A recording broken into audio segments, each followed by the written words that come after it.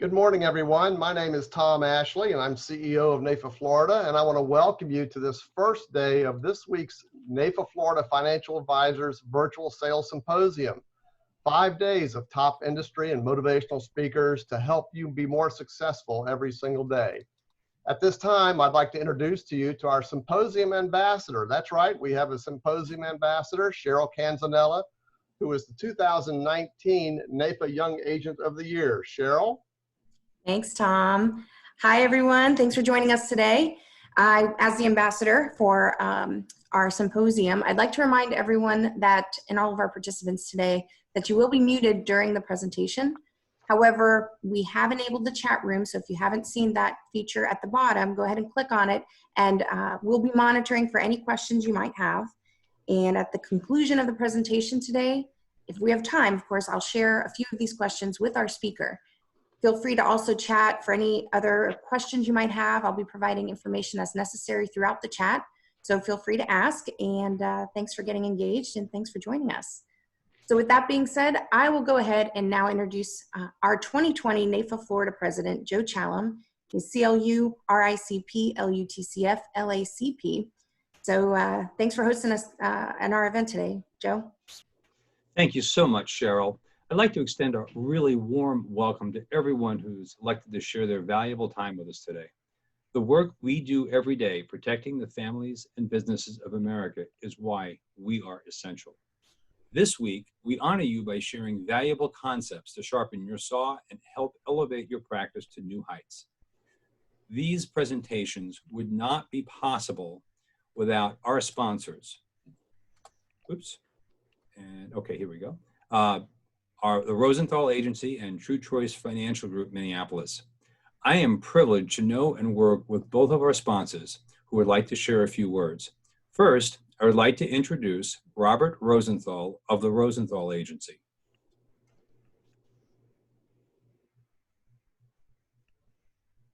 Okay, that's what we love about live technology. Sometimes it works and sometimes it doesn't.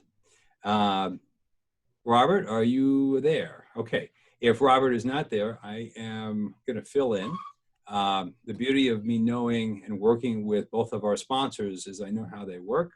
Robert Rosenthal is a NAFA Florida member. He personally, I've known him for, I don't know, nearly 20 years. Robert and his agency, the Rosenthal Agency, provide excellent service in the areas of annuities and long-term care and life insurance. And Robert and the Rosenthal Agency has supported NAFA Florida for many, many years, and we really, really appreciate his longstanding service as a supporter. And also, he also serves on our NAFA Florida board. So, Robert. Good morning. Oh, Robert, you're here. Yeah, it helps when you push the mute button off. Good morning, everybody. You're sure to get lots of great information out of this seminar today and the rest of the days, so make sure you attend. Just a real quick thing, just keep in mind we can help you with life, long-term care, annuities, disability, and life settlements. We also make available to you a nice app where you can download our mobile app where you can run term quotes, GUL quotes, and for 9 of the companies, you can even submit cases right from the palm of your hand. So feel free to reach out to me if you'd like to learn some more. And thank you for the opportunity to help support this great organization. Enjoy the show. Thank you so much, Robert. Our next sponsor, True Choice Financial, Minneapolis, Todd Carlson could not be with us on the call today, but he asked me to just share a few words. And again, since I said that I do know Todd, I've been working with him for about 2-3 years now, I can share with you that True Choice Financial is really a stellar operation. They're a national IMO. True Choice Financial Minneapolis is where Todd is based, and I've been working with his team for about 2 years. And they really do provide exceptional service. We're really blessed with having some really excellent sponsors who provide great value to advisors on this call. They can assist with life insurance and annuities and long-term care, and really encourage you to to visit with both of our sponsors, True Choice Financial Group and Robert at the Robert Rosenthal Agency. I wanted to share with you a couple words about membership. I can tell you that being a veteran agent, advisor, and NAIFA member, I believe and I feel that NAIFA is simply a vehicle to use our common voice to communicate important issues to state and national legislators and regulators. NAIFA in NAIFA, Florida helps educate, advocate, and distinguish insurance agents and financial advisor members. Among all the other agents that are out there, NAIFA members stand tall. We thank those of you who are members and invite non-members to learn more about our many resources, including online continuing education by visiting NAIFA-Florida.org or reaching out to myself or our state office. I also want to share with you some information about our NAIFA Political Committee, more referred to as IFAPAC, where our primary goal is advocacy. The role of the NAIFA Florida Political Committee is to raise money to be distributed to selected legislative candidates so that we have greater access to share important issues impacting our profession and the clients we serve. They are having a special event called Tips and Sips. Pretty catchy, don't you think? Please register to attend Tips and Sips July 16th, that's this Thursday at 4 p.m. to support our NAIFA Florida Political Committee. We are really very fortunate to have our very own Brian Holtz, Tim Meenan, and Craig Duncan. They will be attempting to do two things at once, sharing their favorite adult beverages, at the same time illustrating unique ways to stay connected with clients and legislators in a post-COVID world. We will then be auctioning off their personally selected handcrafted beverage packages to the highest bidder. So bring your checkbook and get ready for some fun. Special thanks to Prudential Annuities for making this evening even more special by providing NAIFA Florida glass tumblers to the first 100 members who register. Members may register at NAIFA-Florida.org. Finally, I would like to share a few words about the NAIFA Florida Education Foundation. The NAIFA Florida Education Foundation was reestablished in 2015 to educate the public, NAIFA Florida members, and those wishing to pursue a career in financial services.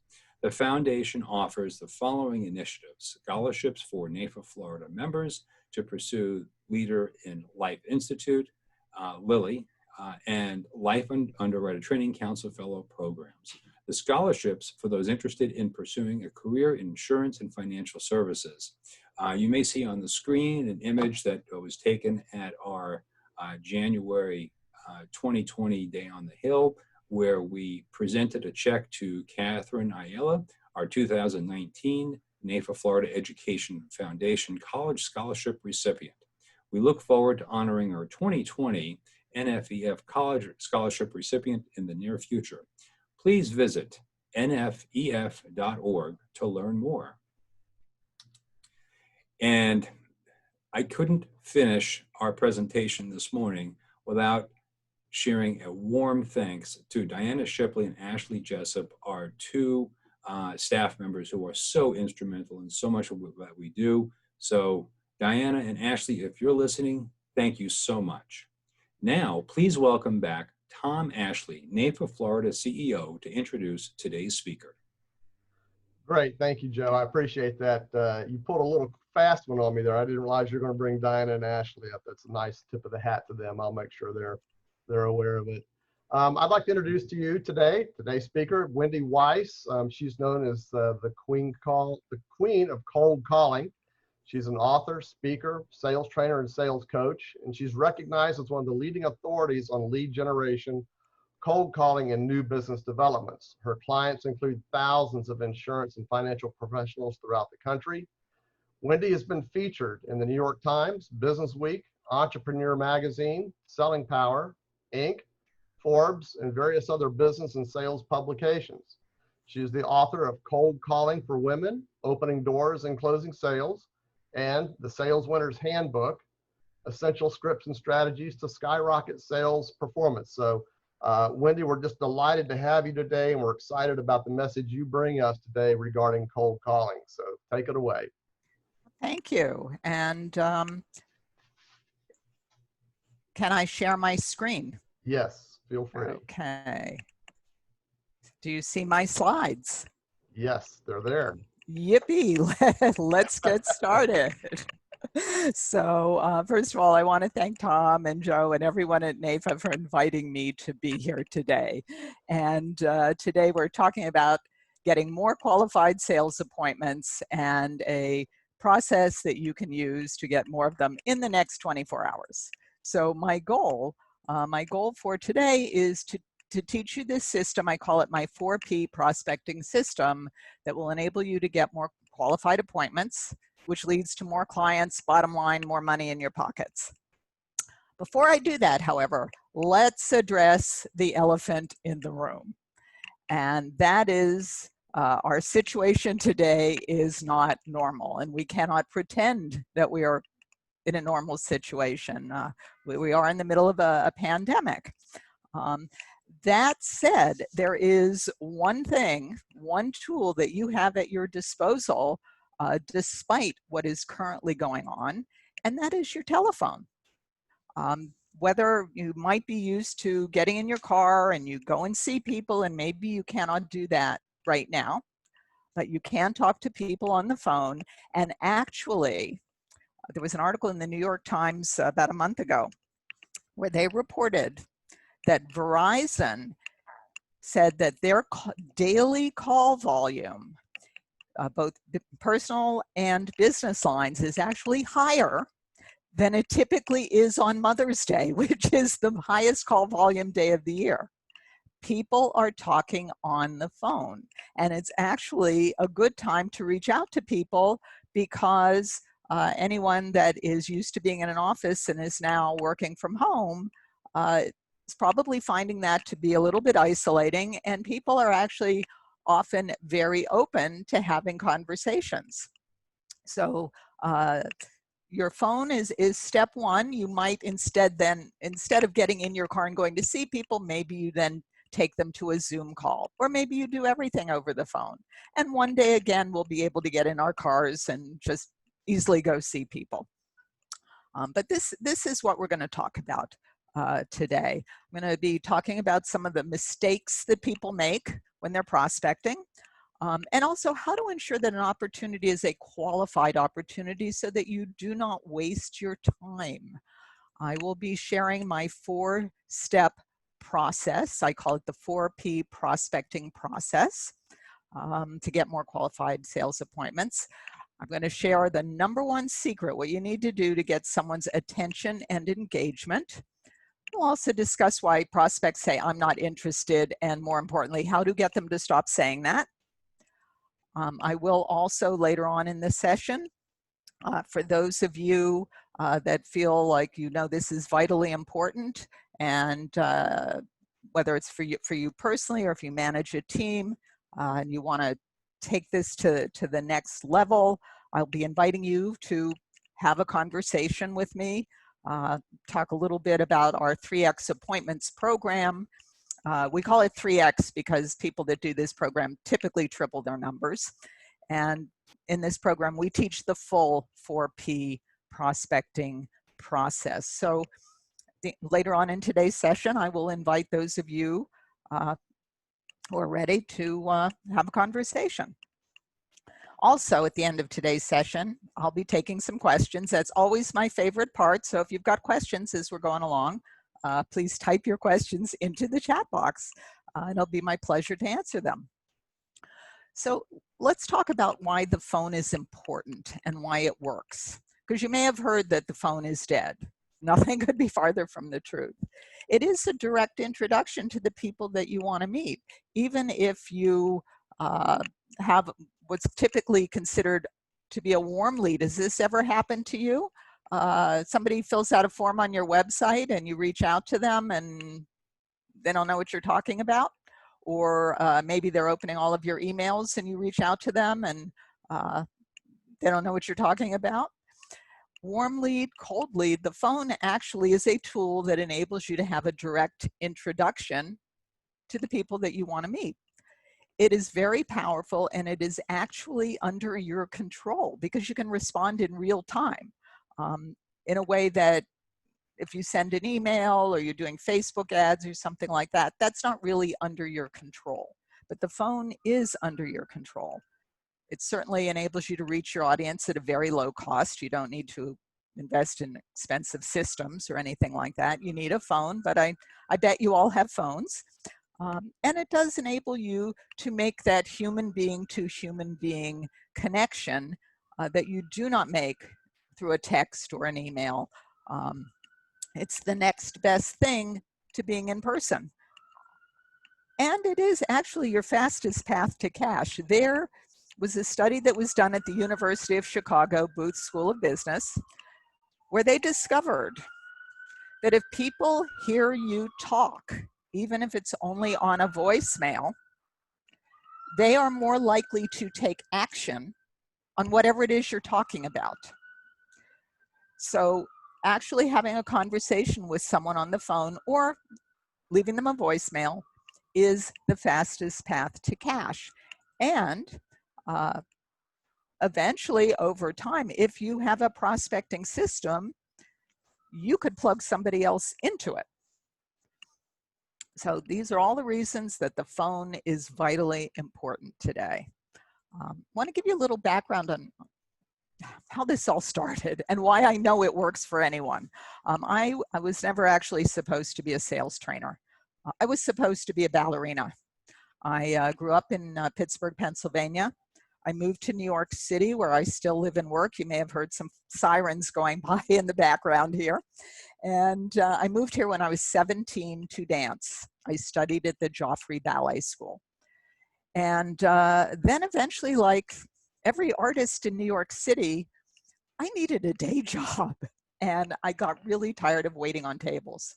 So then I got a job with a telemarketing agency that did business development. And it turned out I was quite good at it, which was a complete surprise because ballet dancers don't talk. We dance, we never talk. And I did that day job for a while. And then I started my own business where I had a client, where I had clients that I would represent. And I did the business development for them. And it was actually one of those first clients that dubbed me the Queen of Cold Calling because I found so many opportunities for him. So today I work with insurance agencies, financial advisors, people that are looking for new business. And our programs have helped people double and triple their results. But here's the thing that I want to say, because people say a lot of really dumb things about this topic, and I'm here to set the record straight. I was really lucky because when I got that day job those years ago, they taught me this skill. And learning this skill enabled me to build a business. And so for any of you that might be struggling, or for any of you that you're just not where you want to be, or your team's not producing the way you want it to be producing, the really good news here, this is a skill, it can be learned, and it can be improved on. So here are some of the clients that I've worked with over the years. Here are some of the media outlets. Tom went through the list. I've written a couple of books, Cold Calling for Women, The Sales Winner's Handbook. So let's look at the 4P prospecting process. This is my system. It's the 4 steps to getting more qualified appointments. And again, this is really a skill. It takes about 10 years to train a ballet dancer. It will not take you 10 years to learn this. We do our 3X appointments program in a matter of months, but it is a communication skill. And again, I want to repeat, the myth of the born salesperson that is just born knowing what to do and what to say is a myth. It is not true. This is a skill. It can be learned. So we're going to start the 4P prospecting process with the very first P, which is passing gatekeepers. And this is about access. There's actually two types of gatekeepers that you might encounter. There are human beings. Now, if you're reaching out to prospects that are used to being in an office and they're working at home, you may not run into as many human being gatekeepers, but one day they'll be back in their office. But even if you're calling people at home, there's the babysitter, there's the cousin, there are people that stand between you and the person that you actually want to have a conversation with. And then of course the other type of gatekeeper is voicemail. Okay, so let's begin with the human beings. And for those of you that are calling, reaching out to prospects B2B, there's this myth of the dragon lady secretary that's been with the boss for 40 years and knows everything. These women do not exist anymore. You are much more likely to encounter a temp than you are somebody that's been with the boss for 40 years, because those women are now the boss. So I want to give you my mini lesson. There's, for handling the human being gatekeepers, it goes like this. Let's imagine for a moment that Indra Nooyi is reaching out to your prospect. Now, Indra Nooyi used to be the CEO of PepsiCo, and she's now on the board of directors of Amazon. So she calls up your prospect, and a gatekeeper says to her, what is this in reference to? Who thinks the answer is, oh, well, I used to be the CEO of PepsiCo. You know, when we make Pepsi-Cola, that's a soft drink, and also Gatorade, that's a sports drink, and Tropicana, that's orange juice, and Quaker Oats, that's oatmeal. And now I'm on the board of directors of Amazon, and we just started out selling books, but now we sell everything, and Jeff Bezos is the world's richest man. Maybe you've heard of us? I don't think that's the answer either. I think the answer she is more likely to give is something like, please tell whatever the prospect's name is. It's Indra Nooyi. I'll hold. And when you encounter a gatekeeper who, remember, is more likely to be a temp than somebody that's been with the boss forever, the answer is give your name and your company name and say it with a lot of confidence. How do you get that confidence? Well, you do need to practice. There are a series of scripts that we go through in the 3X appointments program, and we practice with everyone, but that is the basic script. Oh, please tell the prospect it's your name from your company. But let's move on, because these days you're more likely to encounter voicemail if you call someone. And the RAIN group, they just did this study. This is recent. They did it last year. It takes on average 8 touches to get someone to respond. For you, it might be more or it could be less, but it takes 8. Generally, it takes 8 touches. That's a voicemail, that's an email, that's a text, could be a letter, all right? So what we teach is a system that we start with a minimum of 8 touches to get a response. And I call this a voicemail campaign. And it's a combination of voicemail and email. Sometimes people will ask me, you know, Wendy, is it better to send an email? It's not either or, it is both. Because remember the research that shows that when people hear you talk, they're more likely to act on whatever it is you're talking about. So this is a drip campaign for voicemail and email. And here's the structure of a voicemail campaign. Week 1, reach out to the prospect. If you get voicemail, leave them a voicemail and send them an email. Then you wait about a week. If you haven't heard back, reach out again. If you get voicemail, leave them a different voicemail and send another email. The voicemails and emails mirror each other. Wait about a week. If you haven't heard back, call again. You leave a different message if you get voicemail and you send along the email, the corresponding email. And then week 4, you call again. If you haven't heard back and you get voicemail, you leave voicemail number 4 and you send along email number 4. So you have touched them over a period of a month 8 times. We actually, by structuring this properly, we can get a very high response rate. Phone calls returned and emails responded to. But if you do not hear back, you don't throw that lead out if you still think it's a good lead. You just recycle, try them again in 3 months or 6 months or a year. That's contingent on how many leads you have. All right, so let's do some math because I want to show you why this is important. Let's say that you dial the phone 5 times a day. So that's 25 dials in a week.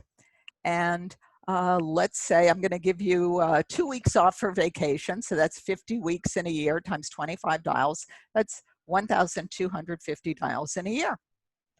Let's say 1% of those people returned your phone calls. That would be 13 additional conversations with qualified appointments. There would be bound to be at least one new client in 13 additional qualified conversations. But let's say 10% of them returned your phone call. That would be 125 additional conversations. Now here's the thing, over the period of a year, you might not notice 13 additional conversations or 125 additional conversations. But if you tracked it, you would see that this is happening if you do it consistently.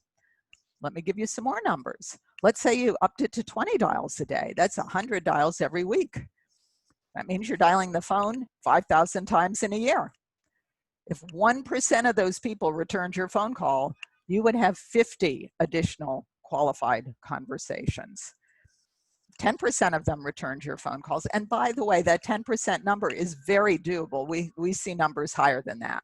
But if 10% return the phone call, that would be 500 additional conversations. So you can see the importance of getting prospects to return your phone calls. And this is a skill.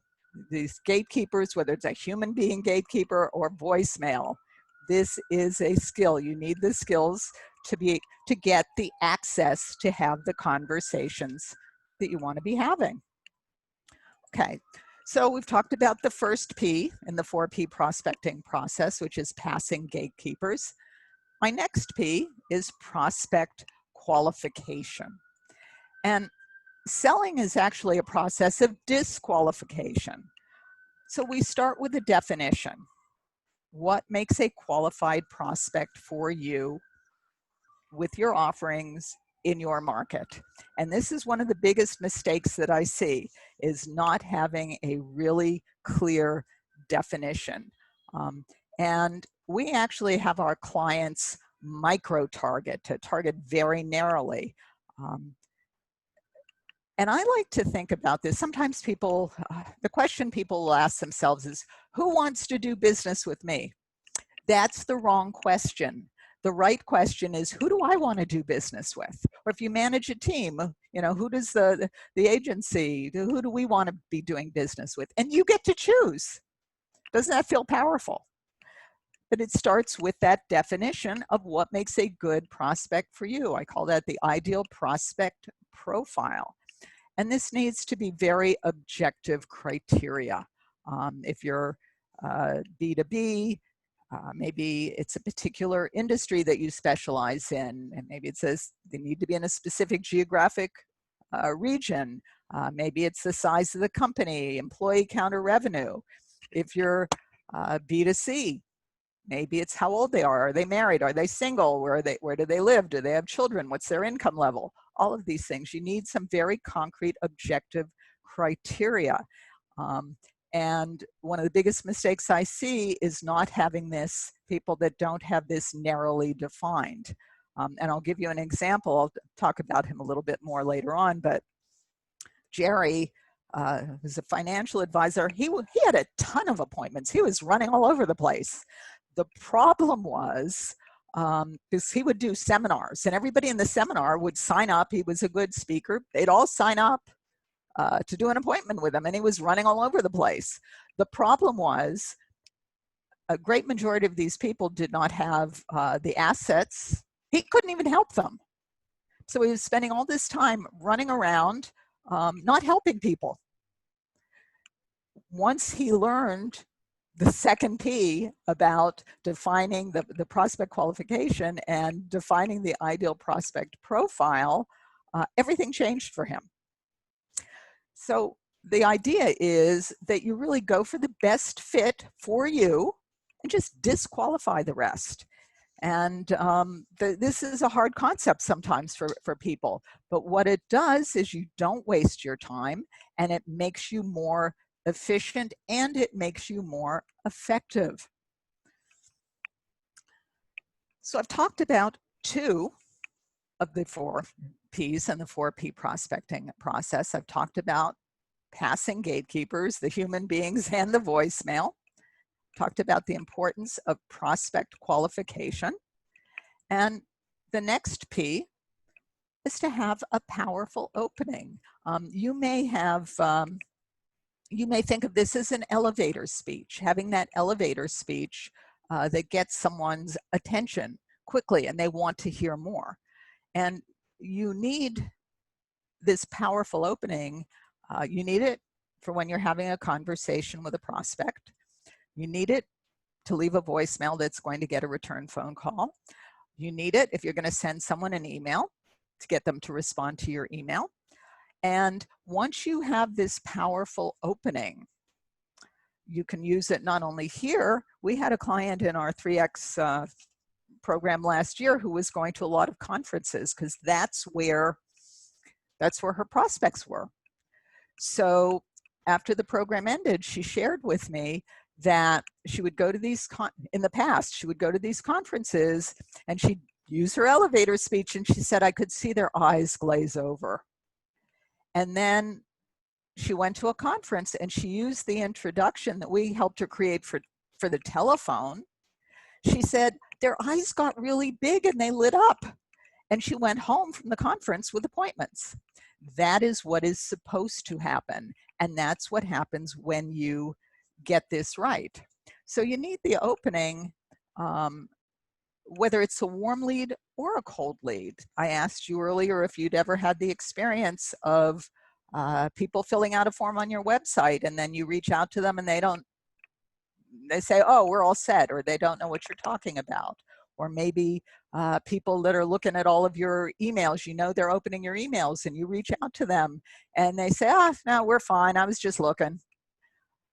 That's why you need a powerful opening. It doesn't matter if it's a warm lead or a cold lead. You need a powerful introduction that gets the attention so that they are willing to engage with you. So here's the secret. Nobody cares what you do. They care how they're going to be better off after you finish doing whatever it is that you do.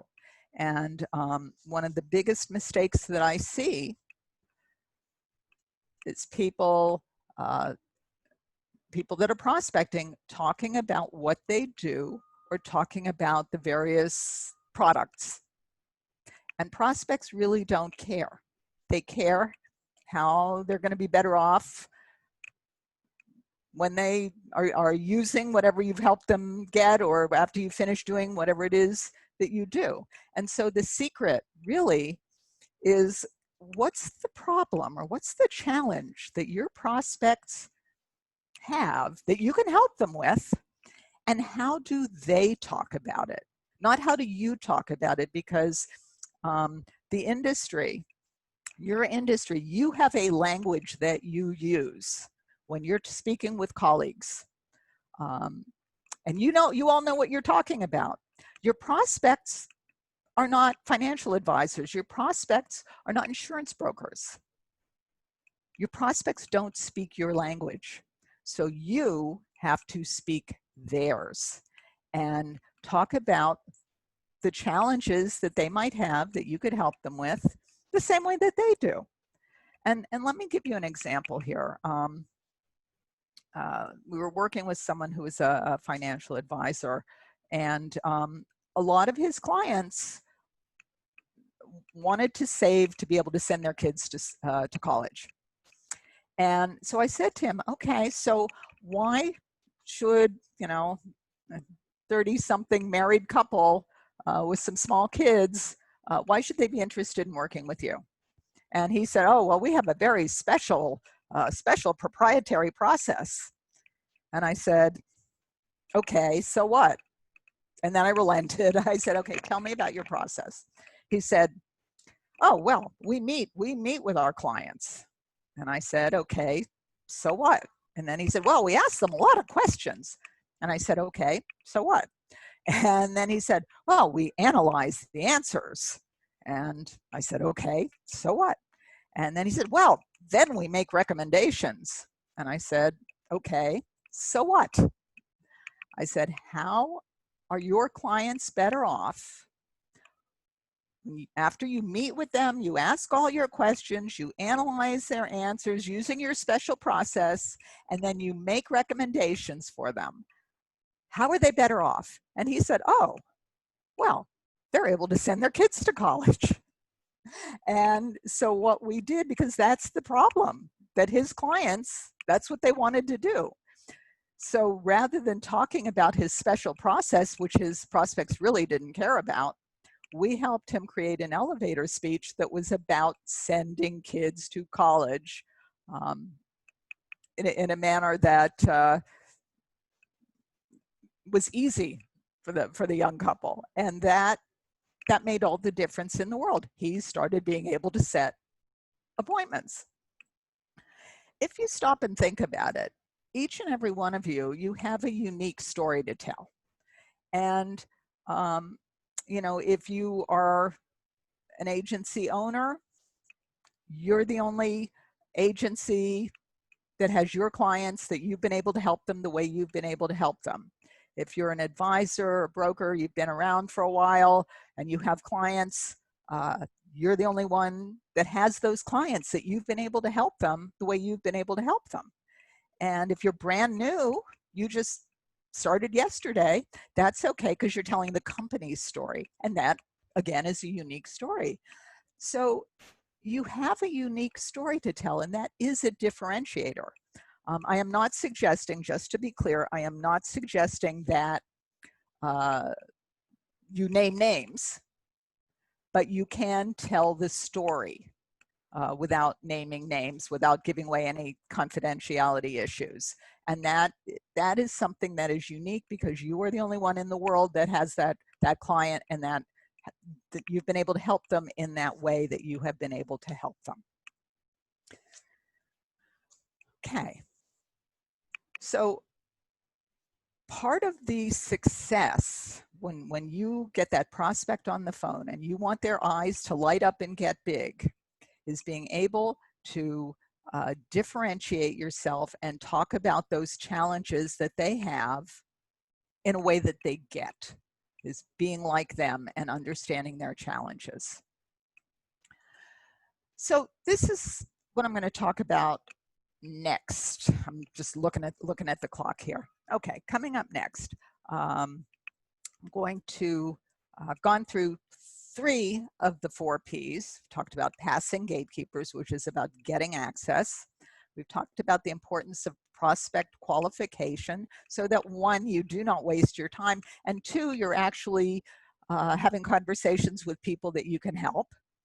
And then 3, the importance of having that powerful opening, so that when you reach that prospect, their eyes light up, they listen to what you have to say, and they want to hear more. Or if you leave them a voicemail or send them an email, they respond. So coming up next, I'm going to do the 4th P, which is powerful responses to objections. And I'm going to answer questions, because that's my favorite part. So if you have questions as we've been going along, do type them into the chat box.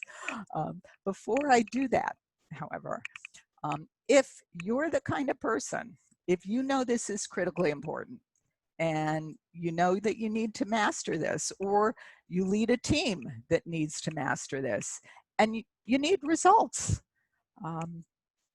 and you're able to invest in yourself or your business, then I'm inviting you to have a conversation. Let's talk. Our 3X appointments program helps people triple the number of qualified appointments they can schedule. We teach the full 4P prospecting process in the 3X appointments program. So let's have a conversation. There's no fee, no obligation to do anything at all. Simply a conversation about whether or not the program might be a fit for you or for members of your team. And if I can help you, I'll tell you that. If I can't help you, I will tell you that too. This is Aaron, actually. He was just starting out in his career, and once he learned the 4P prospecting process, He paid off his entire college debt in just 6 months. And this is Eric. He actually did the program last year. And he told me after the program ended, he said, I was so skeptical about this because my manager signed me up for this. And I've been prospecting for 7 years. And as you can see, he said the program was life-changing and his numbers tripled. And this is Jerry. I talked about him. I mentioned him a little bit earlier. He was running all over the place. Once he learned the 4P prospecting process, especially the second P, prospect qualification, he doubled his revenue. He did not double his effort. Pre-COVID, Jerry was going to Hawaii twice a year, and he takes ballroom dance classes. So I invite you again to have a no obligation to do anything, no fee conversation if you know this is critically important. And Tom, if you or someone could put this link in the chat box so people could just click on it. I'm going to ask you to give me a little bit of background, your phone number. We'll talk. Okay. So back to the 4P prospecting process. We've talked about 3 of them: passing gatekeepers, which is about access; prospect qualification, so you don't waste your time and so that you spend your time talking to people you can help; and the importance of that powerful opening that gets a prospect's eyes to light up so that they want to hear what you have to say. The 4th P in this process is powerful responses to objections. Now, let me say right here, the very best way to overcome objections is not to hear them in the first place. So that circles back to what I was just talking about, the 3rd P, powerful openings. People always worry about objections, but if you have a great introduction, you don't hear so many objections. And yeah, there's my slide. If you have a great introduction, you don't hear so many objections. And most people create the objections that they hear by what they are saying. This is just like real life. Your prospects respond to what you say. So if you are struggling with this, if you hear a lot of objections, it doesn't mean that they hate you or it doesn't work or that nobody's interested. That's really just data that tells you what you are saying isn't working and that you need a better introduction. That said, prospecting is very predictable. That if you ask someone for an appointment, if they do not immediately say yes, we know what they are likely to say. They're likely to say, I'm working with someone, I'm too busy, we're not doing anything right now. You probably hear that a lot right now. They'll say, send me information, or maybe they'll say, I'm not interested. Those are the things that we know prospects say. So it's important to be prepared when they say these things. So let's take a step back and talk about your goal when you're prospecting. Your goal is to set up an appointment. And let me give you my definition of the word appointment. My definition of the word appointment is that the prospect agrees to have an in-depth conversation with you. And I'm using the word in-depth and also the word agree. They agree to have that conversation. Now, where that appointment happens, maybe 6 months ago you got in your car and you went to see them. Maybe you don't do that right now. Maybe you do everything over the phone, or maybe you do a Zoom call. But the word appointment means they agree to have an in-depth conversation with you. But here's one thing it does not mean. It does not mean that they are agreeing to, in a 2-minute phone call, dump whoever they're working with and hire you. You are essentially, when you ask someone for an appointment, you are asking them for some time so that you can have an in-depth conversation. Period. That's all you're asking for. So when you look at it, when you think about it in this manner, a lot of the things that prospects say are not really relevant to your goal of setting up an appointment, meaning a time that you can have an in-depth conversation. So I want to give you some ways that you can reframe what prospects say to you if you're hearing some of these objections. So here's the first one. I'm working with someone. Well, that's actually good news. It means that if you're talking to somebody that says they're working with someone, that means that they understand the value of working with an insurance professional or working with a financial advisor. I have yet to meet an insurance professional or financial advisor that really loves working with do-it-yourselfers. So if they say I'm working with someone, you're talking to a qualified prospect. They use the type of help that you provide. They understand the value. It is good news. And remember, you're asking them for time. You're not saying, dump who you're working with, hire me. So you simply can say, well, I understand you're working with someone, and right now I'd simply like to introduce myself, because that's what you would actually like to do. Here's the next one. I'm too busy. Well, you know what? That's probably true.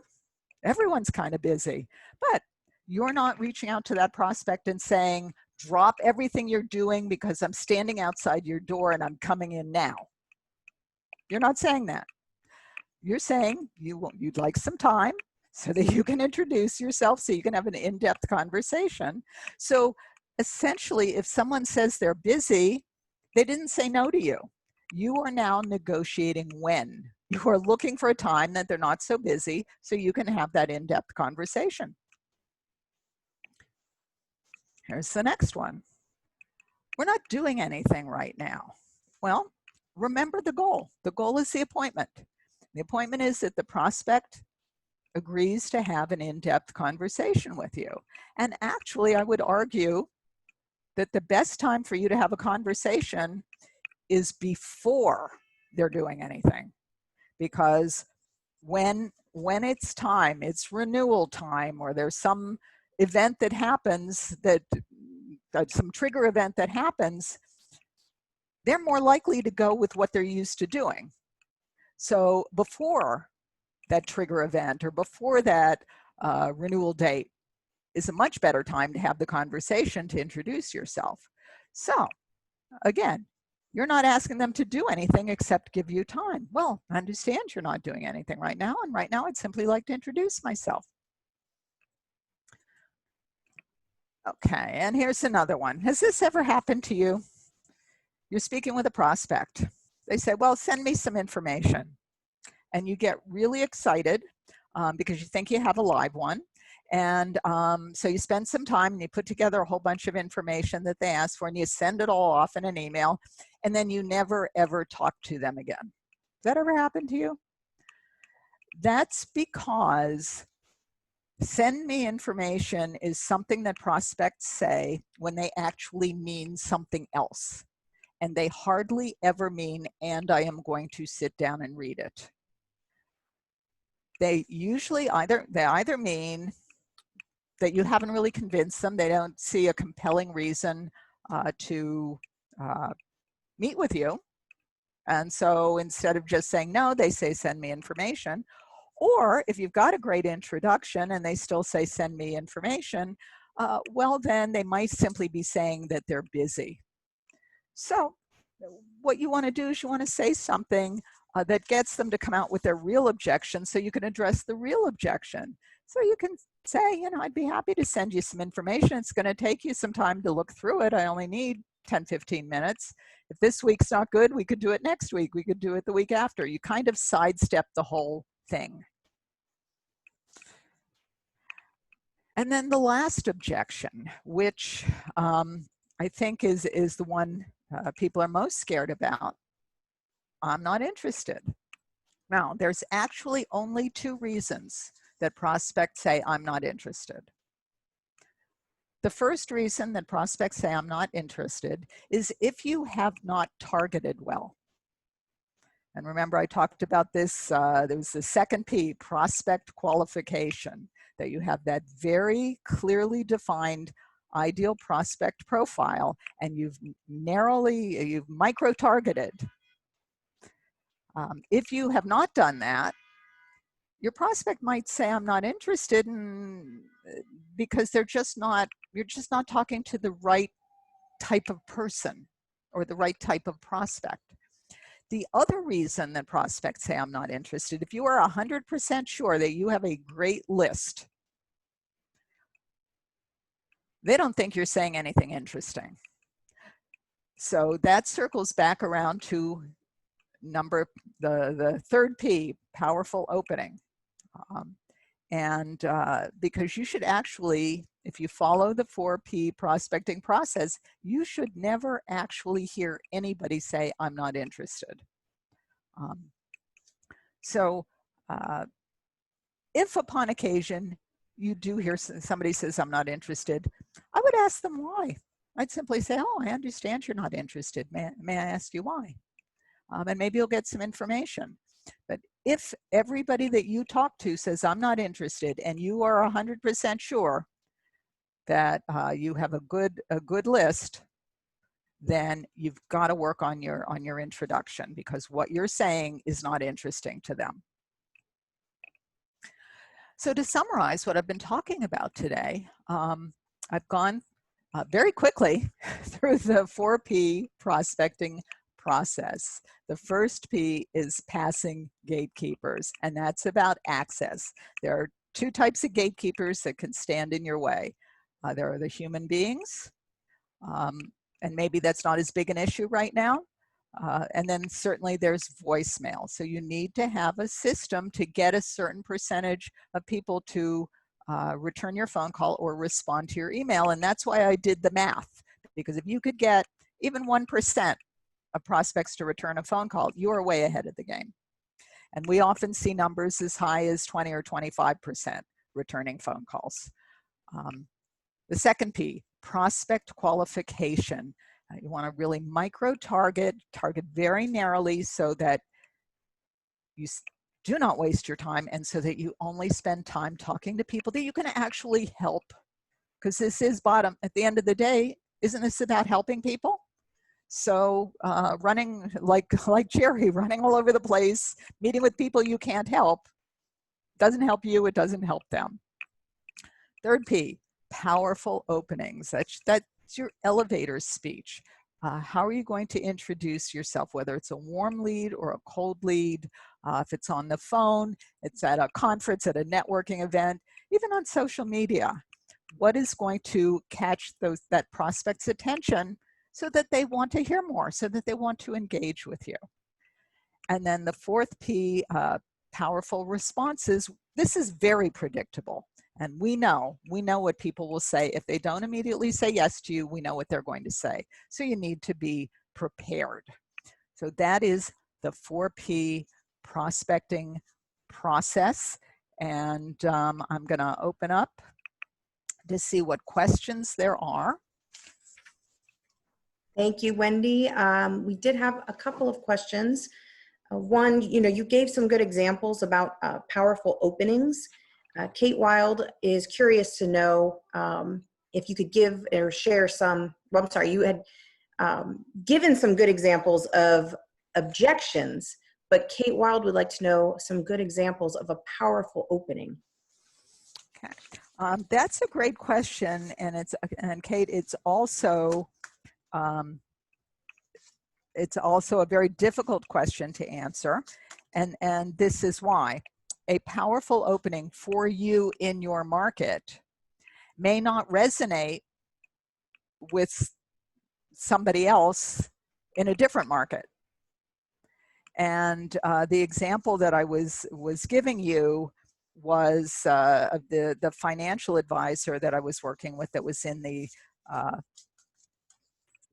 3X appointments program. And he happened to be working with clients. They were fairly young married couples with children, and they wanted to be able to save to send the kids to college. And so he started out talking about his process, his special proprietary process, and nobody would talk to him. They didn't want to hear about his special process. So what we did is we helped him create an introduction that was specifically about, it was something like, we have a track record of helping young married couples with small children make sure they can send those kids to college. So that's not about a process or a product. That's about what his clients want to be able to do. So what I would suggest to you, Kate and everyone that's listening in, and this is actually part of what we do in the 3X appointments program, is we analyze every last thing that you do for your clients to figure out how they're better off after you finish doing it. And what is the challenge that your clients have that you are able to help them with? And if you're not sure, you could even go interview some of your clients and record the interview, and then use that for, we have people in our 3X program. We send them out to interview clients, ask them some questions, so that helps them understand what their clients actually want. All right, well, thank you. We've got 2 more questions. I'm going to continue on with Kate's question, which is actually echoed from April as well in our chat. She wants to know, how important is the subject line on emails? And if you could share some examples of good ones. Well, the subject line is really important because if it's not a good subject line, they're not going to open your email, and then you're done. So some of the rules, you need to keep it, I believe the number is 40. It needs to be under, it might be 35, under 35 characters. Because if they can't read your subject line, remember people might be reading it on their phone. If they can't see the whole subject line, then the impact is lost. And the big rule, the big mistake that people make with email subject lines is they take something from their website or from their marketing materials, and that's what they use. That is absolutely the wrong thing to do, because there's a difference between marketing and prospecting. Prospecting is one human being, you, reaching out to another human being, your prospect. So you don't want to sound like some marketing person wrote this email that's being blasted out to 100,000 people. You want to sound like you. So we recommend subject lines like, Kate, let's talk, or Kate, should we talk? Something really human. Awesome. Okay, well, 2 more questions, and one is coming from Jessica. She'd like to know the average of what is the return for leaving voicemails. On average, what is the return for leaving voicemails? And she doesn't usually leave voicemails in the past, but she would like to know your opinion on industry statistics. I can't really give you industry statistics. I can only speak from my experience working with clients. And I would say most of the people that we work with, or a lot of them, they're just like Jessica. They say, well, I don't leave voicemails because nobody ever calls me back. And by the time they finish the program, because one of the things that we do in the 3X appointments program is we work with each person in the program on all of their messaging. So that includes their voicemails, it includes their emails, it includes their opening. So they finish the program with a complete set of messaging. And by the time they do that, we have seen response rates as high as 25%. So it's, that's not everybody, but we can get a significant percentage of prospects to return phone calls or respond to an email. The secret is what you say has to be relevant to the person you're saying it to. All right, one more final question. Scott is asking, and I often ask this as well sometimes because you hear varying information, but in regards to calls and emails, are there better days and times to make them? Oh man, you know, I always hate this question because I know whatever day I say, the research shows Tuesday, Wednesday, Thursday are higher responses. In my opinion, that it is better to make calls every single day than to wait for a day that you think is going to give you a better response. Especially if you're doing a voicemail campaign, you're reaching out to people multiple times over time. It's going to fall on different days. And so and also just in terms of time management, if you do a few calls every single day, that is a whole lot easier than saying, every Wednesday I'm gonna make 100 calls. That's hard. But if you say I'm gonna make 10 dials every day or 20 dials every day, that's not so hard. You can do that. Sure. So thank you. And you know, that kind of goes back to setting goals, like you had mentioned, and a good reminder for us on setting those goals and going back and sticking to them. So I don't see any more questions in the chat. I want to thank you. We did get a couple of people thanking you for the tips and suggestions and doing a very good job, thorough with your presentation. So thank you, Wendy. So if there's no more questions or comments, I will turn it back over to Joe. So thank you.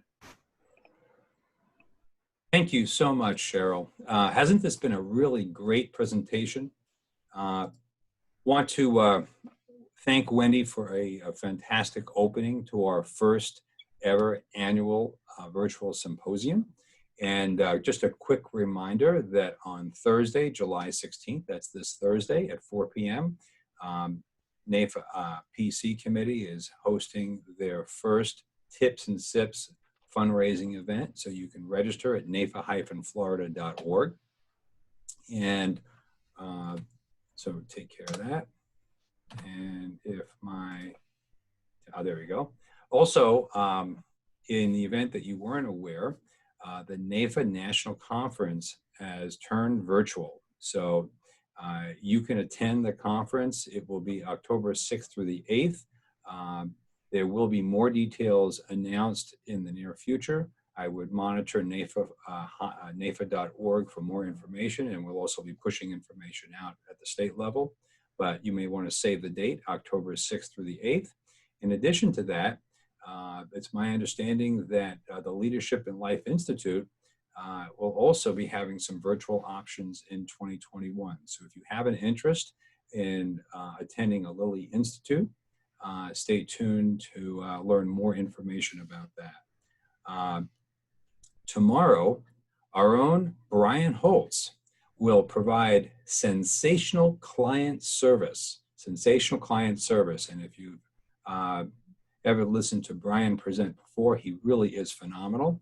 So tomorrow, July 14th, 12 p.m., same address. We welcome you to attend and follow the symposium throughout the week. So thank you so much for joining us today, and we look forward to seeing you again tomorrow. Thank you.